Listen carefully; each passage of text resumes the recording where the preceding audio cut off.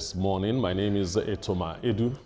And I'm Ibrahim Shita. Thank you so much for joining us on this Thursday edition. Etoma, good to see you. And I'm quite happy this morning. I feel so relaxed. Things are changing. So it's going to be a good day, eh? Absolutely, absolutely. All right. Earlier on we were talking about how fast things are happening all over the country. It's one story after the other. That's right. For me, the happiness is that all the stories are not bad. There are some that are good, but some not so good. Like what happened in Abuja yesterday. That's a sad story, to start with. But then it's something we'll just quickly must talk about so that we educate Nigerians and also inform them of how to navigate those dangerous turns. Yes, yes. It is. It happened 2 weeks ago here in Lagos. Yeah. The Otedola Bridge thing, and now we're hearing it has happened again in Abuja. I'm wondering, is there something that could be done to reduce all these things? For example, ferrying petroleum products shouldn't be a road thing. It shouldn't be a road thing. All right. There has been another tanker explosion, this time in the Federal Capital Territory, where vehicles were burned and residents fell dead at Karo on the outskirts of the FCT. Absolutely. Emergency responders, including fire service personnel and medical teams, rushed to the scene to contain the inferno and assist victims. Wednesday's incident comes just a week after the Otedola underpass explosion, which led to the death of 4 persons. Between October 2024 and March this year, more than 300 persons have lost their lives due to tanker explosions in Nigeria. The latest explosions happened in Lagos, Enugu, Niger, Delta, and Jigawa states. Now, to record that we've had not less than 300 persons that have lost their lives needlessly. It's not a thing that it's not a cheering news, because if you look at January 18th, the Diko junction near Suleja, where about 60,000 liters of petrol overturned at Diko junction. Locals attempted to collect the spilled fuel, and tanker exploded, resulting in at least 98 deaths and 69 injuries. Talk about, these are issues. These are things that we really need to be very careful when it comes to navigating, these bends, driving these tankers and vehicles that are also flying the same routes as the tankers. But people have been asking these same questions. Do we have to have these tankers fly our roads during the day? But very big question. No, but when you look at it, even if they apply during the night, accidents might still happen. That's right. I think it's not just a vehicular problem. The drivers too. Are they 100% when they are driving? And they are carrying such highly inflammable cargo? Do they take that into consideration? What are the habits of the drivers? Do they smoke? Do they have enough sleep before they start operating those trucks? My suggestion also would be,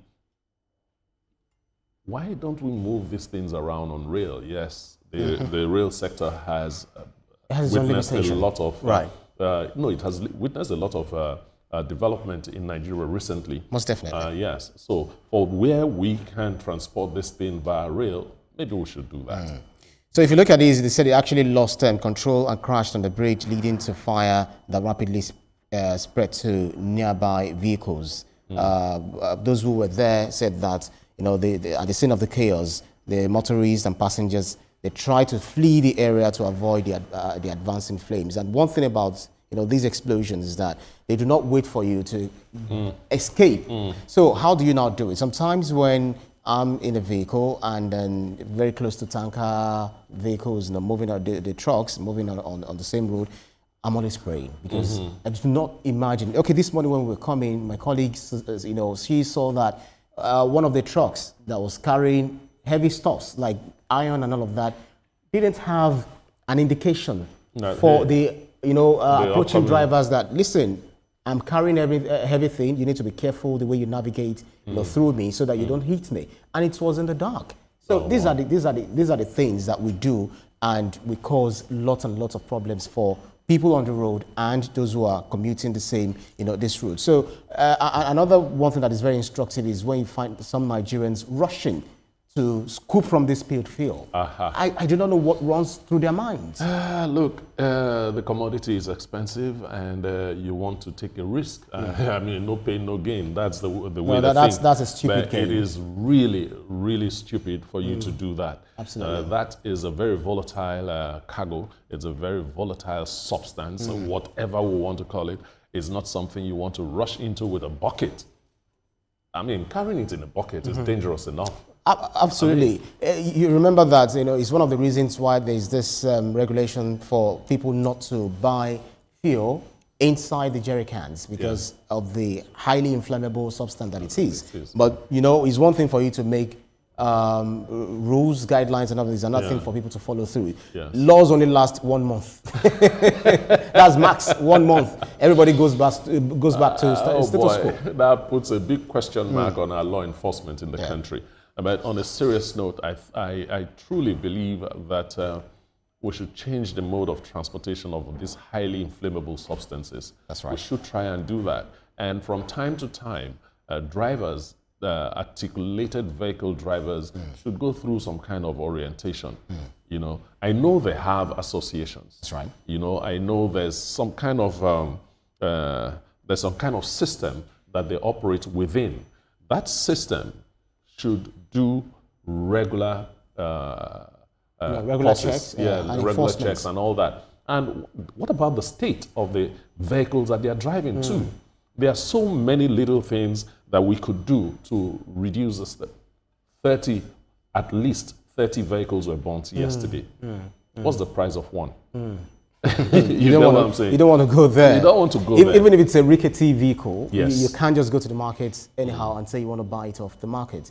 So look at the cost implications, the losses that will be incurred by individuals and also the government themselves, because this is going to affect the road infrastructure. Yes, so if you look at the road infrastructure, how much are we doing to ensure that these roads are navigable enough for people that are commuting, via these places? So there's a whole lot that we need to do, from us, and also the expectations from the government.